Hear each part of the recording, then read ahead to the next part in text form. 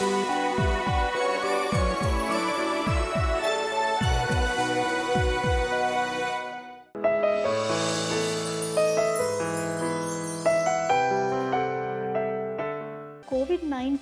Infection సందర్భంగా పెద్దవారిని చాలా జాగ్రత్తగా చూసుకోవాల్సిన అవసరం ఎంతైనా ఉంది.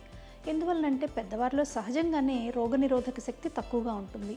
అంతేకాకుండా ఒక వయసు పైబడిన వాళ్ళలో డయాబెటీస్ కానీ, హైపర్టెన్షన్ కానీ, క్రానిక్ కిడ్నీ డిసీజ్ అంటే కిడ్నీకి సంబంధించిన సమస్యలు కానీ, లంగ్ సమస్యలు కానీ, ఒకవేళ వారు స్మోకర్స్ అయి ఉన్నట్లయితే కనుక క్రానిక్ అబ్స్ట్రక్టివ్ పల్మనరీ డిసీజ్ ఇలాంటి కండిషన్స్ కూడా పెద్దవారిలో ఎక్కువగా ఉండే అవకాశం ఉంటుంది.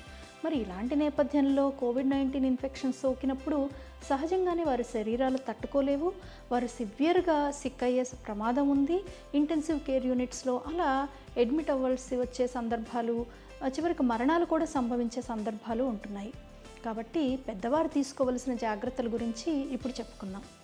మొట్టమొదటిది, పెద్దవారు ఎంతో ముఖ్యమైతే తప్ప, అత్యవసరమైతే తప్ప ఇంట్లోంచి బయటకు వెళ్లకుండా ఉంటేనే మంచిది. ఒకవేళ వెళ్ళవలసి వస్తే వారిని ప్రశ్నించుకోవాలి. ఈ పని కంపల్సరీగా నేనే వెళ్ళి చేయాలా, ఇంకెవరైనా ఇంట్లో ఇంకా యుక్త వయస్కులు ఉన్నట్లయితే వారు వెళ్ళి చేసుకురావచ్చా ఈ పని.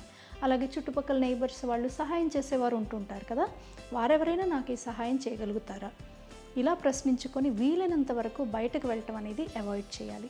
ఇక మంత్లీ బిల్స్ని కానీ, వెజిటబుల్స్ తీసుకోవటం కానీ, అత్యవసర సరుకులు అనేవి తెచ్చుకోవటం అనేది ముఖ్యంగా ఇద్దరే ఉన్నట్లయితే, wife and husband retired couple ఉన్నట్లయితే మరీ పనులు చేసుకోవాలి కదా. ఇలాంటి వాటన్నిటికీ కూడా, ఉదాహరణకు బ్యాంక్ పనులు అయితే నెట్ బ్యాంకింగ్పై ఆధారపడటం, గ్రోసరీస్ లాంటివి కూడా ఆన్లైన్ ఆర్డర్ చేసుకోవటం, ఇలాంటివి రిసార్ట్ చేసుకున్నట్లయితే బయటకు వెళ్ళటం అనేది తప్పించుకోవచ్చు. ఒకవేళ మొదట్లో మీకు ఈ ప్రాసెస్ అనేది కొంచెం ఇబ్బందిగా అనిపించినా చుట్టుపక్కల ఎవరైనా యంగ్స్టర్స్ని అడిగినట్లయితే కొంతవరకు వాళ్ళు మీకు కొంత సెటప్ చేసి కొంతవరకు ఆ ప్రాసెస్ని ఈజీగా ఎక్స్ప్లెయిన్ చేయగలుగుతారు. మేబీ ఇది కొత్త విషయాలు నేర్చుకోవడానికి ఒక అవకాశంగా మీరు చూడవచ్చేమో. ఇక ఇంకొక విషయం, సమయానికి ఆహారం తీసుకోవటం, ఇంట్లో వండిన ఆహారం చక్కగా వేడివేడిగా తినటం, ఇది చాలా ముఖ్యం. ఎందుకంటే ఈ సమయంలో మీకు న్యూట్రిషన్, పోషకాహారం అనేది ఎంతో ఉపయోగపడుతుంది ఈ జబ్బులతో పోరాడటానికి. ఇక రెండవది, ఆహారంతో పాటు మనం ఎప్పుడు చెప్పుకునేది వ్యాయామం. మీరు ఇంతకుముందు ఏ వ్యాయామం చేసినా, యోగా చేస్తున్నట్లయితే ఇంట్లో కంటిన్యూ చేసుకోవచ్చు. యోగా సెంటర్స్ మూసేసినా కూడా ఇంట్లో ఒక మ్యాట్ ఉంటే సరిపోతుంది కదా. కనీసం కొన్ని సూర్య నమస్కారాలు, ప్రాణాయామం లాంటిది. ఎందుకంటే లంగ్ కెపాసిటీని ప్రాణాయామం చక్కగా పెంచుతుంది. లంగ్స్, ఊపిరితిత్తులు ఆరోగ్యంగా ఉండేటట్టు చూస్తుంది. కంపల్సరీగా మినిమం ఎక్సర్సైజ్ అనేది ఉండేటట్లు చూసుకోండి. ఇక మీ మందులు, ఎట్టి పరిస్థితుల్లోనూ మందులు వేసుకోవటం అనేది మర్చిపోకండి. మీరు డయాబెటీస్కి కానీ, హైపర్టెన్షన్కి కానీ, లేదా కిడ్నీ ప్రాబ్లమ్స్కి కానీ, అది ఏదైనా దీర్ఘకాలిక జబ్బులు దేనికైనా సరే మీరు మందులు ఇంతకుముందు తీసుకుంటున్నట్లయితే సమయానుకూలంగా, సమయానికి సందర్భంగా ఆ మందుల్ని చక్కగా కరెక్ట్ డోసెస్ వేసుకుంటూ ఉండండి. మీరు ఒకవేళ కనుక బీపీ కానీ, షుగర్ కానీ అదుపు తప్పినట్టు మీకు కనుక అనిపిస్తే, అంటే గ్లూకోమీటర్లో బ్లడ్ గ్లూకోజ్ చెక్ చేసుకుంటారు, బీపీ చెక్ చేసుకున్న అదుపు తప్పినట్టు అనిపించినట్లయితే వెంటనే డాక్టర్ని సంప్రదించండి. అంతేకాకుండా మీకు ఏదైనా జలుబు, దగ్గు, ఆయాసం వచ్చినట్టు కానీ ఇలాంటివి అనిపించినట్లయితే, ఒళ్ళు నొప్పులు, విపరీతమైన నీరసం, నిస్సత్తువ ఇలాంటివి ఏదైనా అనిపించినట్లయితే వెంటనే దగ్గరలో ఉన్న డాక్టర్ని సంప్రదించడం మంచిది. ఒకవేళ మీరు కనుక ఎల్డర్లీ కపుల్, వృద్ధ దంపతులు మీ ఇద్దరే ఉన్నా లేదా మీరు ఒక్కళ్ళే ఉన్నా కూడా మీకు అత్యవసర సమయంలో మీరు ఎవరిని కాంటాక్ట్ చేయాలి, ఏ హాస్పిటల్కి వెళ్ళాలి అనేది, దగ్గరలో ఉన్న హాస్పిటల్ ఏంటి, దాని కాంటాక్ట్ నెంబర్ ఏంటి, ఇవన్నీ కూడా చక్కగా రాసి పెట్టుకుని ఒక ప్రణాళిక, ఒక మాట అనుకుని ఉన్నట్లయితే ఒకవేళ ఏదైనా అవసరం వచ్చినప్పుడు కంగారు, గాభరా అనేది తగ్గుతుంది. ఇక వీటితో పాటు ఇంట్లో మీరు పాటించవలసిన కొన్ని కనీస జాగ్రత్తలు ఏంటో చూద్దాం. ఎవరైనా సరే విజిటర్స్ వస్తుంటే వీలైనంత వరకు అవాయిడ్ చేయండి. ఒకవేళ తప్పనిసరి విజిటర్స్ని మీరు అలౌ చేయవలసి వచ్చినట్లయితే వారితో కరాచలనం చేయటం కానీ, దగ్గరగా వెళ్ళటం కానీ అవాయిడ్ చేయండి. కనీసం 1 మీటర్ డిస్టెన్స్ విజిటర్కి మీకు ఉంటే మంచిది. వీలైనంత తక్కువ సమయంలో వారు వచ్చిన పనేంటో కంప్లీట్ చేసి పంపించడం అనేది మంచిది. ఇక మీరు ఇంట్లో ఉన్నప్పుడు ఇంటిని శుభ్రంగా ఉంచుకోవటం, కామన్గా టచ్ చేసే సర్ఫీసెస్, మీకు ఒకవేళ ఏ హెల్పరో ఇంట్లో పనులు చేసి పెట్టడానికి ఎవరైనా మీకు వస్తూ ఉంటారు కదా, వాళ్ళు సాధారణంగా స్విచ్ బోర్డ్స్, డోర్ హ్యాండిల్స్ లాంటివి కామన్గా టచ్ చేస్తూ ఉంటారు. అలాగే డస్టింగ్ చేసినట్లయితే కామన్ సర్ఫేసెస్ అవన్నీ వారు టచ్ చేసి వెళ్తూ ఉంటారు. కాబట్టి అలాంటిది చక్కటి స్ప్రే బాటిల్లో మంచి డిజిన్ఫెక్టెంట్ తీసుకుని తరచుగా దాన్ని మాత్రం శుభ్రం చేసుకుంటూ ఉండండి, ఈ సర్ఫేసెస్ అన్నీ ఇప్పుడు నేను చెప్పినవన్నీ. అలాగే హ్యాండ్ వాషింగ్ కంపల్సరీ, ఫ్రీక్వెంట్గా హ్యాండ్స్ వాష్ చేసుకోవటం. ఒకవేళ ఏదైనా హ్యాండ్ వాష్ చేసుకోలేని పరిస్థితి అయితే శానిటైజర్ వాడటం. మీరు బయటకు అత్యవసర పరిస్థితుల్లో వెళ్ళవలసి వస్తే కంపల్సరీగా ఫేస్ మాస్క్ వేసుకోవటం అనేది కంపల్సరీ. ఏమాత్రం డౌట్ వచ్చినా కూడా థర్మోమీటర్తో టెంపరేచర్ చెక్ చేసుకోండి. ఈ సమయంలో మీకు ఇంట్లో ఒక థర్మోమీటరు, గ్లూకోజ్ చెక్ చేసే మానిటర్, ఒకవేళ మీకు డయాబెటీస్ ఉన్నట్లయితే, అలాగే మీకు బ్లడ్ ప్రెషర్ లాంటి ప్రాబ్లమ్స్, హై బ్లడ్ ప్రెషర్ లాంటి ప్రాబ్లమ్స్ ఉంటే ఆటోమేటిక్ బీపీ చెకింగ్ మెషిన్ అనేది ఇంట్లో ఉంచుకోవటం కంపల్సరీ. వీలైతే ఆన్లైన్లో మీరు ఆర్డర్ చేసి తెప్పించుకోవచ్చు. ఇక వీలైనంత వరకు మానసికంగా, ఉల్లాసంగా, ఉత్సాహంగా, సంతోషంగా ఉండటానికి కొంచెం ప్రయత్నం చేయండి. ఎందుకంటే మానసిక ఆనందం అనేది మీ రోగనిరోధక శక్తికి చక్కటి బూస్ట్ని ఇస్తుంది.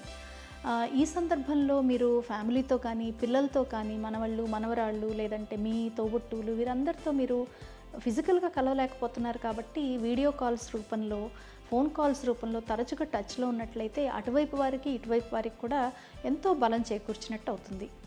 ఇక ఏమి చేయకూడదు అంటే, ముందు చెప్పుకున్నట్లుగా బయటకు వెళ్ళే ముందు 10 సార్లు ఆలోచించుకోండి. బయటకు వెళ్ళటం వీలైనంత మటుకు అవాయిడ్ చేయండి. అలాగే దగ్గేటప్పుడు, తుమ్మేటప్పుడు వీలైనంత మటుకు మోచేతిని అడ్డం పెట్టుకోవటం అలాంటిది చేయటం మూలంగా మీ ఇంట్లో ఉన్న మిగిలిన వారికి ఇన్ఫెక్షన్ సోకకుండా ఉంటుంది. అంతేకాకుండా ఏదైనా చిన్న చిన్న నొప్పులు ఇవి వచ్చినప్పుడు మీ అంతటా మీరు కొత్త మందులు వేసేసుకోవటం, సెల్ఫ్ మెడికేషన్ వీలైనంత మటుకు తగ్గించండి. ఇక అలాగే అత్యవసరం కాని వాటన్నిటికీ లేదా రొటీన్గా చేసుకునే చెకప్లు కానీ, రొటీన్ పనులకి హాస్పిటల్స్కి వెళ్ళటం అనేది కొంతవరకు తగ్గించుకోవచ్చు. అంటే ఉదాహరణకు మీరు ఇయర్లీ చేసుకునే చెకప్ బహుశా ఈసారి కొంచెం డిలే చేయొచ్చేమో. ఏదైనా సమస్య వస్తే తప్పనిసరిగా వెళ్ళండి తప్ప రొటీన్ చెకప్స్ లాంటివి ప్రస్తుతం అవాయిడ్ చేసుకోవచ్చు. అలాగే రొటీన్ ఎలెక్టివ్ సర్జరీస్ అంటాము, అంటే అది అత్యవసరం కాదు కానీ ఎప్పుడో ఒకప్పుడు చేయించుకోవాలి. అలాంటి సర్జరీస్ కొంత పోస్ట్పోన్ చేసుకోవచ్చు. ఒక ఉదాహరణ చెప్పాలంటే నీ రీప్లేస్మెంట్ సర్జరీ, మోకాళ్ళ నొప్పులు ఉన్నాయనుకోండి, ఆ నీ రీప్లేస్మెంట్ సర్జరీస్ లాంటివి ఎలెక్టివ్ సర్జరీస్ కాబట్టి కోవిడ్ టైం అయ్యే వరకు మీరు పోస్ట్పోన్ చేసుకోవచ్చు. ఇలా మీరు ఇంట్లో కానీ, బయటకు వెళ్ళినప్పుడు కానీ చక్కటి జాగ్రత్తలు తీసుకొని ఒక మంచి డిసిప్లిన్తో, మంచి పోషకాహారం, వ్యాయామం చేసుకుంటూ, సోషల్ రిలేషన్షిప్స్ పాటిస్తూ జాగ్రత్తలు తీసుకున్నట్లయితే చాలా వరకు కోవిడ్-19 ఇన్ఫెక్షన్ బారిన పడకుండా తప్పించుకోవచ్చు.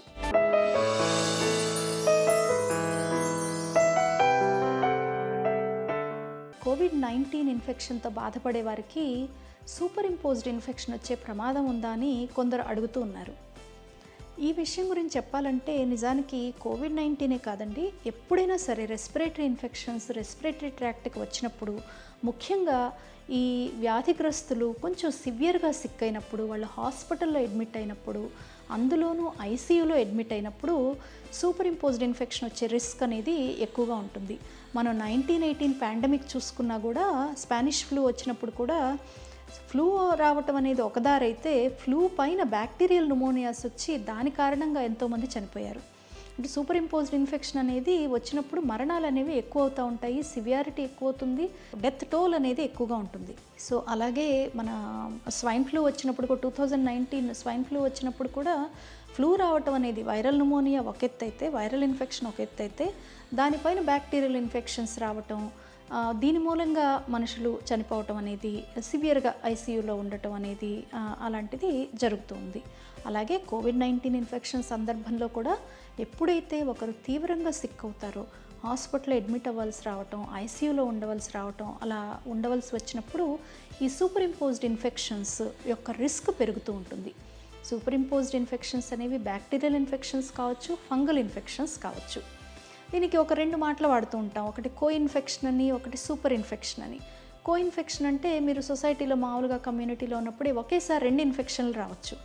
ఇక సూపర్ ఇన్ఫెక్షన్ అంటే మీరు ఆల్రెడీ ఒక జబ్బు వచ్చి ఇమ్యూనిటీ, రోగనిరోధక శక్తి తగ్గి దానితో పోరాడేటప్పుడు ఈ రెస్పిరేటరీ ఎపిథీలియం, ఆల్రెడీ డిఫెన్సెస్ అనేవి కొంచెం తక్కువగా ఉంటాయి, గార్డ్స్ అనేవి కిందకున్నాయి అన్నమాట.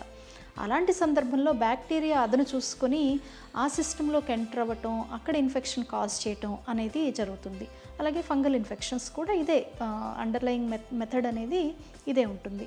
అందువల్లనే ఎప్పుడైనా పేషెంట్స్ హాస్పిటల్లో అడ్మిట్ అయినప్పుడు, ఐసీయూలో ఉన్నప్పుడు డాక్టర్స్ ఈ విషయం ముందే తెలుసు కాబట్టి, వీరికి ఆ రిస్క్ ఉంటుంది కాబట్టి జాగ్రత్తగా చూస్తూ ఉంటారు. అంటే ఆల్రెడీ కొంచెం మెరుగవుతున్న రోగి గనక సడన్గా డిటీరియరేట్ అయినా, టెంపరేచర్ లేకుండా 2 రోజులు బాగున్న వ్యక్తి సడన్గా మళ్ళీ మూడో రోజు టెంపరేచర్ వచ్చి జ్వరం వచ్చినా, లేదు వెంటిలేటర్ మీద నుంచి నెమ్మదిగా వీరు రికవర్ అవుతున్నారు అనే వ్యక్తి వెంటిలేటర్ సెట్టింగ్స్లో తేడా వచ్చి మళ్ళీ వెనక్కి వెళ్ళినా, అంటే 1 అడుగు 2 అడుగులు వెనక్కి వేసినా కూడా ఒక్కసారి డాక్టర్స్ పాజ్ అయ్యి ఇది సూపర్ ఇంపోజ్డ్ ఇన్ఫెక్షన్ అయ్యే ఛాన్స్ ఉందా అని కంపల్సరీగా ఆలోచిస్తారు. అలా ఆలోచించినప్పుడు వాళ్ళు కల్చర్స్ అంటూ ఉంటాము. అంటే ఎక్కడైతే ఇన్ఫెక్షన్ వచ్చే ఛాన్స్ ఉందో అక్కడ నుంచి సెక్రీషన్స్ అంటే ద్రావకాలని తీసి కల్చర్ సెన్సిటివిటీ టెస్ట్ అని అంటూ ఉంటాము, దానికి పంపిస్తారు. దీని మూలంగా ఏంటంటే అసలు దేని మూలంగా ఇన్ఫెక్షన్ వచ్చింది, ఆ వచ్చిన ఇన్ఫెక్షన్ ఏ యాంటీబయాటిక్స్కి లొంగుతుంది అనే పరీక్ష అనమాట. దానికి అనుగుణంగా బ్యాక్టీరియా అయితే బ్యాక్టీరియా యాంటీబ్యాక్టీరియల్ యాంటీబయాటిక్స్, ఒకవేళ ఫంగల్ ఇన్ఫెక్షన్ అయితే యాంటీ ఫంగల్ మెడిసిన్స్ అలా ఇస్తూ ఉంటారు. ఒక్కొక్కసారి ఒక ఇబ్బంది కూడా వస్తుంది.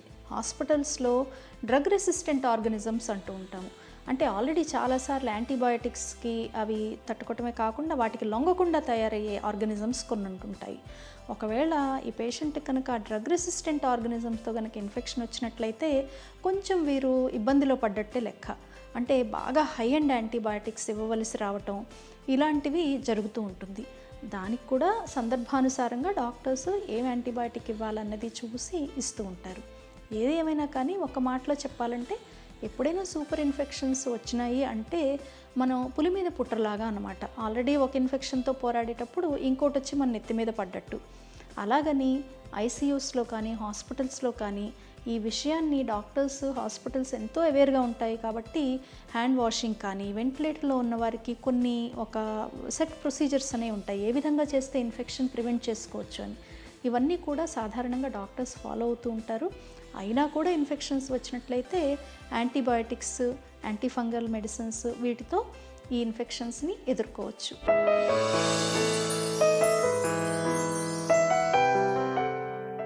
కోవిడ్ లాంటి పాండమిక్ ప్రపంచాన్ని అంతా పట్టి పీడిస్తున్నటువంటి సమయంలో ట్రాన్స్మిషన్ ఆఫ్ దిస్ వైరస్ అంటే ఒకళ్ళ నుంచి ఒకళ్ళు ఈ వైరస్ ఎలా వ్యాప్తి చెందుతుంది అనిపై విస్తృతమైనటువంటి పరిశోధన జరుగుతుంది. అయితే ఇప్పటికి కూడా మనకి దీని గురించి పూర్తి అవగాహన కలిగింది అని మనం ఖచ్చితంగా చెప్పలేం.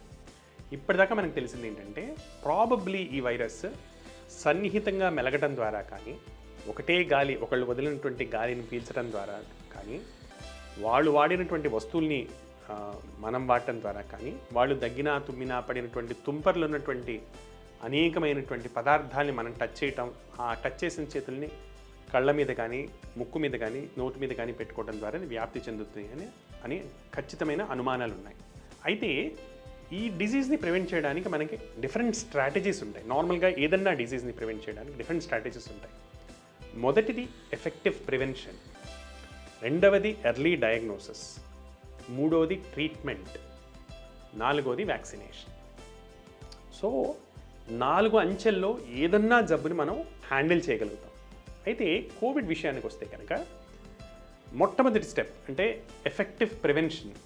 దీన్ని ఒకళ్ళ నుంచి ఒకళ్ళకి వ్యాప్తి చెందకుండా చేయగలిగినటువంటి అనేక మార్గాల్లో ఇప్పటిదాకా ప్రభుత్వాలు కానీ సమాజాలు కానీ అవలంబిస్తున్నటువంటి ముఖ్యమైన మార్గం లాక్డౌన్ ద్వారా ఈ వైరస్ అనేది మనిషి నుంచి మనిషికి సన్నిహితంగా ఉండటం వలన, కామన్ వస్తువులు వాడటం వలన, సేమ్ గాలి పీల్చడం వల్ల వస్తుంది. కాబట్టి ఇటువంటి ఇంటరాక్షన్స్ని మనిషి నుంచి మనిషికి ఇంటరాక్షన్ తగ్గించడం ద్వారా, ప్రతి మనిషిని నిర్బంధించి వాళ్ళ ఓన్ ఇంటిలో లేదా వాళ్ళ ఓన్ సిటీలో లేదా వాళ్ళ ఓన్ కాలనీలో నిర్బంధించడం ద్వారా మనిషి టు మనిషి కాంటాక్ట్ తగ్గించి దాని ద్వారా ఇన్ఫెక్షన్ అనే వ్యాప్తిని ఇప్పటిదాకా మనం ప్రివెంట్ చేయడానికి ప్రయత్నం చేశాం. అయితే లాక్డౌన్ వలన డెఫినెట్గా కొన్ని అడ్వాంటేజెస్, కొన్ని డిసడ్వాంటేజెస్ ఉన్నాయి. మొదటి అడ్వాంటేజ్ మనం ఇందాక అనుకున్నట్టు, లాక్డౌన్ చేయటం ద్వారా ఖచ్చితంగా కమ్యూనిటీ అంటే ఫస్ట్ ఫేజ్లో కానివ్వండి, సెకండ్ ఫేజ్లో కానివ్వండి, చాలా మటుకు మూడో ఫేజ్లో కూడా దీన్ని మనం ఇన్ఫెక్షన్ రేట్ని ఏరియా అండర్ ద కర్వ్ అంటాం. అంటే ఎంతమందికి ఎంత టైంలో ఇన్ఫెక్షన్ వస్తుంది అనేటువంటి దాన్ని మనం ఖచ్చితంగా తగ్గించేసేయచ్చు. వేరాస్ ఎందుకంటే ఫర్ ద సింపుల్ రీజన్ మనిషి నుంచి మనిషి ఇంటరాక్షన్ మనం తగ్గించేస్తున్నాం కాబట్టి ఒకళ్ళ నుంచి ఒకరికి ట్రాన్స్మిట్ అవ్వడం అనేది ఖచ్చితంగా మనం తగ్గించవచ్చు. బట్ ఇదే లాక్డౌన్ ఎప్పుడైతే వైరస్ అనేది ఒక దేశంలో కానివ్వండి, ఒక రాష్ట్రంలో కానివ్వండి, అనేకమైనటువంటి పట్టణాల్లో, గ్రామాల్లో వ్యాప్తి చెంది, లేదా ఒక పట్టణంలో అనేక ఏరియాల్లో వ్యాప్తి చెంది ప్రతి సందులో కానివ్వండి, ప్రతి దీంట్లో కానివ్వండి ఒకళ్ళు ఇద్దరు ఉండే పరిస్థితి వచ్చినప్పుడు లాక్డౌన్ అనేది అంతగా ఎఫెక్టివ్గా ఉండకపోవచ్చు. ఎందుకంటే ఎంత కట్టడి చేసినా కొన్ని వాటిని మనం ఎప్పటికీ కట్టడి చేయలేము. అంటే కొన్ని బేసిక్ హ్యూమన్ మూమెంట్ని మనం కట్టడి చేయలేము. దేన్నైతే మనం ఎసెన్షియల్ సర్వీసెస్ అంటున్నామో వీటిని మనం ఎప్పటికీ కట్టడి చేయలేము. సో ఆల్రెడీ ప్రతి కమ్యూనిటీకి వెళ్ళిపోయిన తర్వాత లాక్డౌన్ అనేది పెద్దగా హెల్ప్ఫుల్ ఉండకపోవచ్చు. రెండవది అంటే మన లాక్డౌన్ ఉపయోగించడంలోటువంటి ఇంకొక ముఖ్యమైన కారణం ఏంటంటే ఒకటేసారి హై వ్యాప్తిని మనం చేయకుండా, అంటే ఎక్కువ మంది ఎఫెక్ట్ కాకుండా దాన్ని మనం ఫ్లాటన్ చేస్తున్నాం కర్వ్ని. అప్పుడు హెల్త్ ఫెసిలిటీస్ అనేవి, హాస్పిటల్స్ అనేవి ఇవి ఎక్కువగా ఎఫెక్ట్ కాకుండా గ్రాడ్యువల్గా వాటిని పంచడం అనేది జరుగుతుంది. బట్ దాన్ని అదే కమ్యూనిటీ లెవెల్కి వచ్చిన తర్వాత దానివల్ల వచ్చేటువంటి అడ్వాంటేజ్ ఉండదు.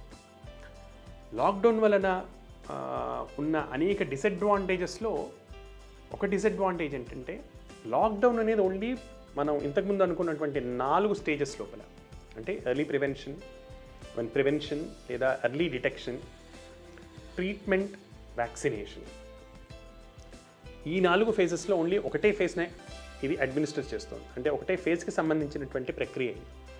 ఆల్రెడీ జబ్బు వచ్చిన వాళ్ళకి లేదా సైలెంట్గా జబ్బుని వ్యాప్తి చేస్తున్నటువంటి వాళ్ళకి లాక్డౌన్తో సంబంధమే లేదు. అంటే దాని యొక్క ట్రీట్మెంట్, దాని డయాగ్నోసిస్, దాని ట్రీట్మెంట్ అనేవి లాక్డౌన్తో సంబంధం లేని విషయాలు.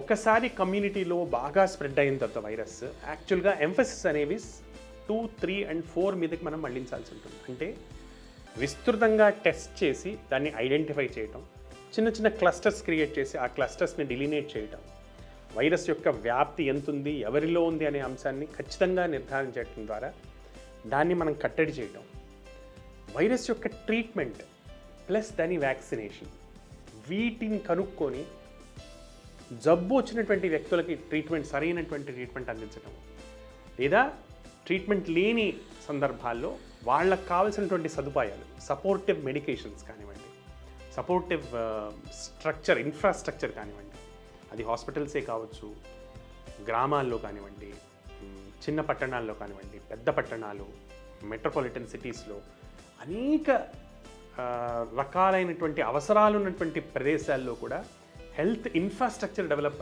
చేయటం అనేది థర్డ్ ఫేజ్ ముదిరిన తర్వాత తీసుకోవాల్సినటువంటి చాలా ఇంపార్టెంట్ స్ట్రక్చరల్ రీఫార్మ్.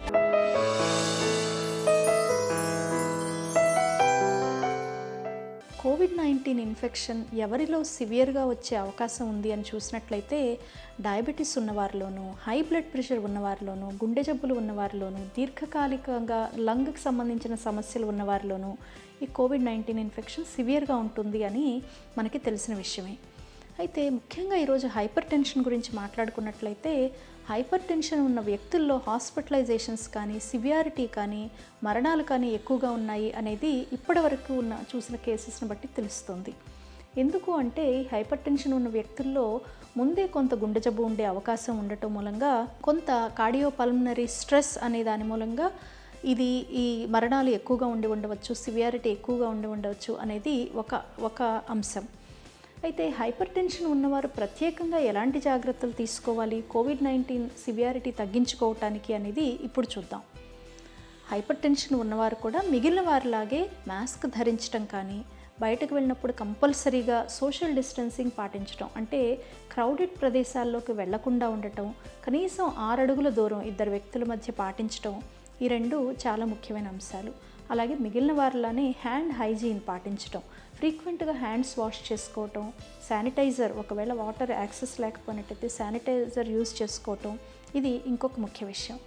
ఇక ప్రత్యేకంగా హైపర్ టెన్షన్ ఉన్నవారు తీసుకోవలసిన జాగ్రత్తలు ఏంటో ఇప్పుడు చూద్దాం. మొట్టమొదటిది, హైపర్ టెన్షన్ ఉన్నవారు హోమ్ బీపీ మానిటరింగ్ చేసుకోవటం. ప్రతిసారి డాక్టర్ దగ్గరకు ఫ్రీక్వెంట్గా వెళ్ళలేరు కాబట్టి ఇంట్లో time to time BP check చేసుకోవటం, అంటే మందులు వేసుకునే ముందు, మందులు వేసుకున్న గంటన్నర 2 గంటల తర్వాత బీపీ చెక్ చేసుకుని ఒక బుక్లో లాగ్ లాగా రాసినట్లయితే డాక్టర్ మందులు అడ్జస్ట్ చేయడానికి అవకాశం ఉంటుంది. అలాగే మీకు ఒకవేళ బీపీ కనుక అన్కంట్రోలబుల్గా పెరుగుతూ ఉన్నట్లయితే కూడా మీరు మొదట్లోనే గుర్తించుకునే అవకాశం ఉంటుంది. ఇక రెండవ విషయం, మందులు కంపల్సరీగా క్రమం తప్పకుండా మిస్ చేయకుండా వేసుకోవటం. వేసుకోవలసిన డోసు వేసుకోవలసిన టైంకి వేసుకోవలసిన పద్ధతిలో వేసుకోవటం. మందులు ఏమాత్రం స్కిప్ చేసినా కూడా బీపీ అనేది పెరిగే అవకాశం ఉంటుంది. ఇక మూడవది, లో బీపీ లేకుండా చూసుకోవటం. అంటే చాలాసార్లు ఈ సమ్మర్లో ముఖ్యంగా డీహైడ్రేషను, వాటర్ తక్కువగా ఉండటం, వీటన్నిటి మూలంగా కొంత లో బీపీ రావటం, దాని మూలంగా కన్ఫ్యూజన్ అనేది మందు నేను తగ్గించాలా అనే అనవసరమైన కన్ఫ్యూజన్లు రావటం కూడా జరుగుతూ ఉంటుంది. ముఖ్యంగా సమ్మర్లో మంచి హైడ్రేషన్, నీరు తీసుకోవాల్సిన విధంగా తీసుకోవటం, డీహైడ్రేషన్ అవాయిడ్ చేసుకోవటం ముఖ్యం.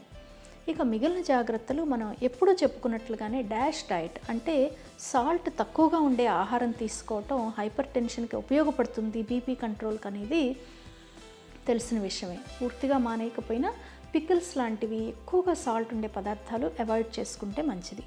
ఇక కోవిడ్-19 విషయంలో ఇంకొక ముఖ్యమైన విషయం, హైపర్ టెన్షన్ ఉన్నవారు ఒకవేళ మీరు గనక ఓవర్ వెయిట్ ఉన్నట్లయితే, ఒబిసిటీ సైడ్ ఉన్నట్లయితే బరువు కొంచెం తగ్గటానికి చర్యలు ప్రారంభించడానికి ఇది చక్కటి సమయం. ఎందుకంటే హైపర్ టెన్షన్తో పాటు ఒబిసిటీ కూడా ఉన్నట్లయితే మీరు 2 రిస్క్ ఫ్యాక్టర్స్ ఉన్నవాళ్ళు అవుతారు. కోవిడ్-19 కొంతవరకు ఊబకాయం ఉన్న వారిలో కొంత సివియర్గా ఉంటుంది కాబట్టి ఇటు హైపర్ టెన్షన్ అటు ఊబకాయం అనేది కొంత కాంబినేషన్ అనేది కొంత ఇబ్బందికరమైన కాంబినేషన్. కంపల్సరీగా ఎక్సర్సైజ్ తీసుకోవటం, ఆహారం మితంగా తీసుకోవటం, ఆరోగ్యకరంగా తీసుకోవటం, కొంచెమైనా కనీసం 5% వెయిట్ లాస్ ఒకవేళ ఓవర్ వెయిట్ ఉన్నవారు కనుక చేసుకున్నట్లయితే బీపీ విషయంలో మీరు కొంత రిజల్ట్ అనేది చూస్తారు. ఇక బీపీతో పాటు డయాబెటీస్ కూడా ఉన్నట్లయితే కంపల్సరీగా బీపీ ఎలా మానిటర్ చేసుకుంటారో షుగర్ కూడా మానిటర్ చేసుకొని మందులు జాగ్రత్తగా తీసుకోవటం అనేది హై బీపీ ఉన్నవారు చేసుకోవాల్సిన ముఖ్యమైన జాగ్రత్త. అలాగే మీరు ట్రావెల్ కానీ ఏదైనా చేసినట్లయితే మందులు జాగ్రత్తగా తీసుకువెళ్ళటం, కనీసం 1 మంత్ సప్లై ఇంట్లో స్టాక్ ఉండేటట్లుగా చూసుకోవటం, ఇలాంటి లాక్డౌన్ లిఫ్ట్ చేయటం మళ్ళీ పెట్టడం లాంటి పరిస్థితుల్లో కనీసం 1 మంత్ సప్లై మీ చేతిలో ఉండటం అనేది చాలా ముఖ్యం. అధిక రక్తపోటు, హై బ్లడ్ ప్రెషర్ ఉన్నవారు ఈ జాగ్రత్తలన్నీ పాటించినట్లయితే కోవిడ్-19 ఇన్ఫెక్షన్ సోకినా కూడా సివియారిటీ ఎక్కువగా లేకుండా ఉండటానికి అవకాశం ఉంటుంది.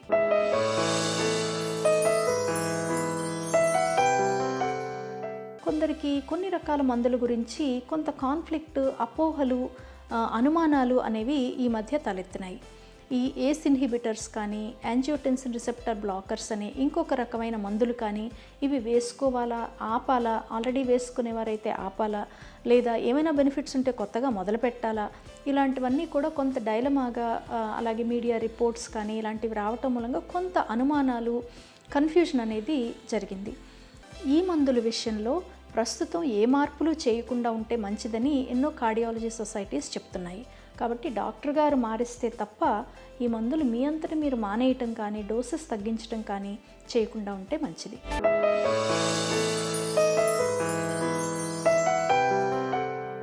ప్రతి ఎపిడమిక్లో లేదా ప్రతి విస్తృతంగా ఈ మహమ్మారి లాంటి వ్యాధులలో డిఫరెంట్ ఫేజెస్గా మనం వీటిని చూస్తుంటాం.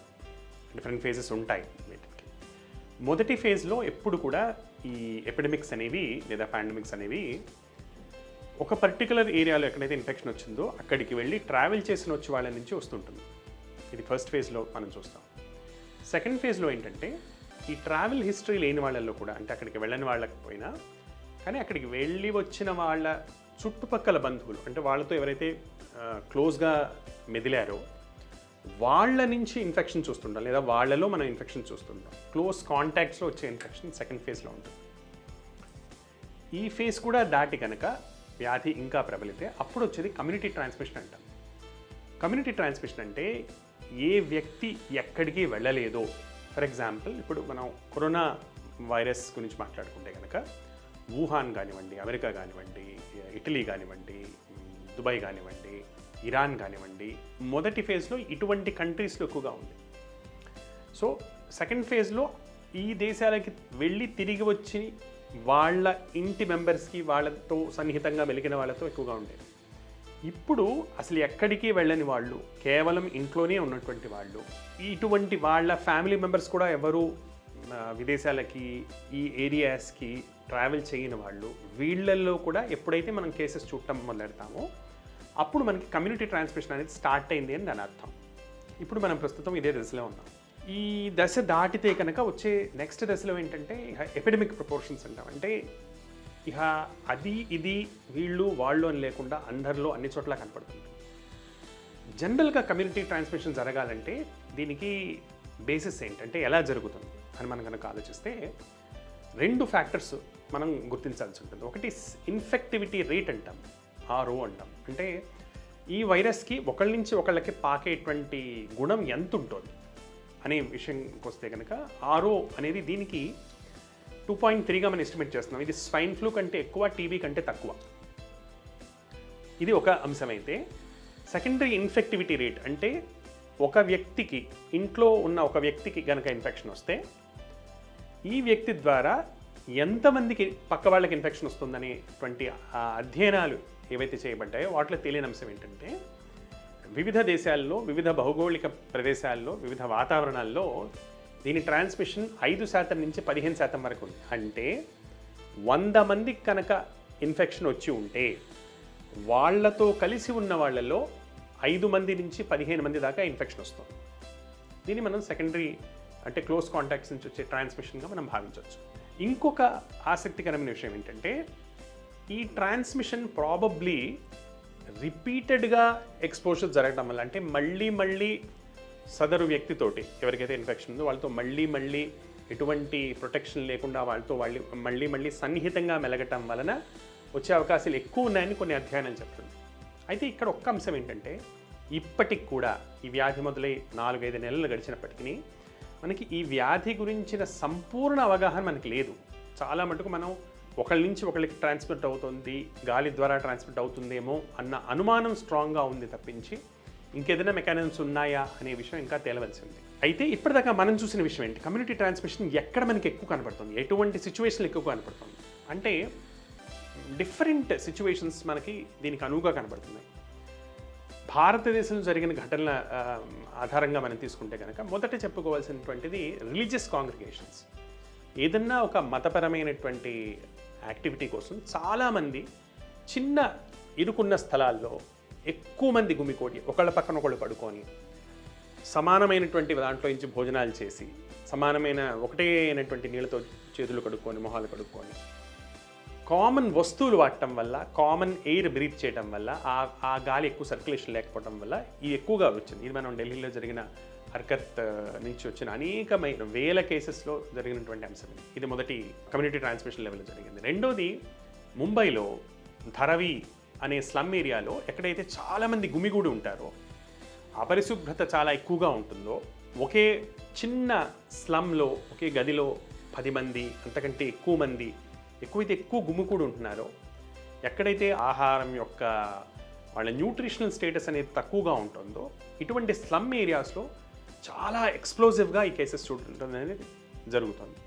సో ఇటువంటి ఏరియాస్ని ప్రభుత్వం కూడా వీటిని గుర్తించి వీటిని ఐడెంటిఫై చేసి జరుగుతున్నటువంటి సందర్భాలు కూడా చాలా ఉన్నాయి. మూడో అంశానికి వస్తే తమిళనాడులో కనుక మనం చూస్తే చెన్నై యొక్క అతిపెద్ద మార్కెట్ కోయంబేడు మార్కెట్ ఏరియాలో కూరగాయలు కానీ దినసరి అవసరాలు కానీ వీటిని కొనుక్కోవడానికి ఒకటే చోట చాలామంది గుమికూడి చాలా సన్నిహితంగా ఉండి అక్కడి నుంచి సామాన్లు కొనుక్కోవడం, వీటి వలన కూడా ఒకరి నుంచి ఒకరికి ట్రాన్స్మిషన్ అనేది చాలా ఎక్కువగా మనం నోటీస్ చేస్తాం. క్లస్టర్స్ లోపల అంటే వేల కేసెస్ నమోదైనటువంటి ఇది మనం చూస్తున్నాం. ఇది కాకుండా సూపర్ స్ప్రెడర్స్ అనేటువంటి కాన్సెప్ట్ ఒకటి ఉంటుంది. అంటే ఎవరైతే చాలామందితో డీల్ చేసే ఉద్యోగాల్లో ఉన్నారో, డాక్టర్సే కావచ్చు, లేదా ఒక బార్లో పనిచేసే వాళ్ళు కావచ్చు, ఒక దుకాణం నడిపే వాళ్ళు కావచ్చు, ఒక పండ్లు అమ్మే వాళ్ళు కావచ్చు, ఎవరన్నా సరే రోజు మొత్తం మీద చాలామందిని కలుస్తూ ఉంటారు. ఇటువంటి వాళ్ళకి ఇన్ఫెక్షన్ వచ్చినప్పుడు వాళ్ళు సరైన ప్రికాషన్స్ తీసుకోకపోతే వాళ్ళతో ఇన్ఫెక్ట్ అయిన వాళ్ళతో సన్నిహితంగా ఉన్నటువంటి అనేక మందికి కూడా మనం ఈ ఇన్ఫెక్షన్ చూస్తున్నాం. ఒక వ్యక్తి నుంచి దాదాపు 30 నుంచి 250 మంది దాకా ఇన్ఫెక్షన్ పొందినటువంటి దృష్టాంతాలు కూడా మనకు చాలా కనపడుతున్నాయి. సో దీన్ని కూడా వీళ్ళని సూపర్ స్ప్రెడర్స్ అని అంటుంటారు. సో వర్షాకాలం రాబోతున్నటువంటి ఈ సమయంలో ఎప్పుడైతే ఇంకా కమ్యూనిటీ ట్రాన్స్మిషన్ అనేది పెరిగే అవకాశాలు ఎక్కువగా ఉంటాయో మనకి ప్రతి ఒక్కళ్ళు కూడా తమ తమ జాగ్రత్తలు తమ ఉండటం అనేది ఎంతన్నా చాలా చాలా అత్యవసరమైనటువంటి విషయం. సో బేసిక్ స్టెప్స్, దగ్గినప్పుడు తుమ్మినప్పుడు ఖచ్చితంగా రుమాలు కానీ టిష్యూ కానీ అడ్డు పెట్టుకోవటం, ఎప్పుడు కూడా పబ్లిక్ ప్లేసెస్లో వెళ్తున్నప్పుడు నలుగురితో ఇంటరాక్ట్ అవుతున్నప్పుడు ముఖానికి ఏదో ఒక ఆచ్ఛాదన, మాస్క్ అనే కాదు మాస్క్ లాంటి ఏదన్నా ఆచ్ఛాదన ధరించటం. మూడవది, ఒకళ్ళ నుంచి ఒకళ్ళు డిస్టెన్స్ మెయింటైన్ చేయటం. బయటికి వెళ్ళేసి వచ్చిన తర్వాత ఏదన్నా అనుమానితమైనటువంటి వస్తువు టచ్ చేసిన తర్వాత చేతులు కడుక్కోవటం, సబ్బుతోటి 20 సెకండ్ల పాటు కడుక్కోవటం. సాధ్యమైనంత వరకు ముఖాన్ని తాకకపోవటం, ముఖాన్ని కళ్ళని వీటిని తాకకపోవటం. తర్వాత అనవసరమైన ఎక్స్పోజర్స్ ప్రివెంట్ చేయటం, అనవసరమైనటువంటి గ్యాదరింగ్స్ కానీ అనవసరమైన ఎక్స్పోజర్స్ కానీ ప్రివెంట్ చేయటం. ఎటువంటి అనుమానాస్పదమైనటువంటి జలుబు దగ్గు ఉన్న వాళ్ళు కూడా బయటికి వెళ్ళకపోవటం. తర్వాత తమ ఇమ్యూనిటీని తాము కాపాడుకోవటం, సమయానికి భోజనం చేయటం, సమయానికి పడుకోవటం, మనసుని ప్రశాంతంగా పెట్టుకోవటం, సమతులమైనటువంటి ఆ సీజన్కి ఏదైతే పథ్యమైందో, ఏదైతే అనువైందో, ఏదైతే కరెక్టో అటువంటి భోజనాన్ని తీసుకోవటం, హెల్తీ భోజనాన్ని చేయటం. ఇవి పాటించడం ద్వారా మనం కమ్యూనిటీ ట్రాన్స్మిషన్ అనే దాన్ని నిలవరించగలుగుతాం. లేదా భారతదేశం లాంటి అతిపెద్ద జనాభా కలిగినటువంటి దేశానికి ఈ లెవెల్ ఆఫ్ ఇన్ఫెక్టివిటీ, ఇప్పుడు కోవిడ్ అంత ఇన్ఫెక్టివిటీ ఉన్నటువంటి వైరస్ అనేది చాలా పెను ఉత్పాతాన్ని తీసుకురాగలుగుతుంది మనం కనుక అజాగ్రత్తగా ఉంటే.